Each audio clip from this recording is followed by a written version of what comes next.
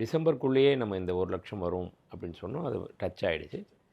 திரும்பியும் ஒரு 25th to 1 இந்த Christmas holiday, new year, Pongal அதை வச்சு அதுக்கப்புறம் சின்ன ஒரு ஹைக் இருக்கும். அதுக்கு அப்புறம் நெக்ஸ்ட் இயர் ஜனவரி 2026 வந்து பண்டிகை தான் சார், பொங்கல் பண்டிகை தானும்.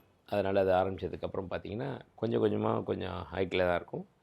ஒரு ஜூலை ஆகஸ்ட் மாதத்தில் வரைக்கும் அதிகபட்சமாக ஒரு கிராம் ஒன்று 16,250 ரூபாயும், ஒரு சவரன் ஒன்று 1,30,000 அப்படின்ற அளவுக்கு வரும். ஜனவரிலேவா சார்? இல்லை ஜனவரியிலேருந்து ஜூலை ஆகஸ்ட்டுக்குள்ளே அந்த ரேட்டானது திரும்பியும் கொஞ்சம் ஏற ஆரம்பிச்சிடும். இதுக்கு நடுவில் பிப்ரவரிலாம் கொஞ்சம் விலை இறங்கிட்டு திரும்பியும் ஏற ஆரம்பிக்கும். அதுதான் அந்த ஒரு டிஃப்ரென்ஸ் இருக்க செய்யும்.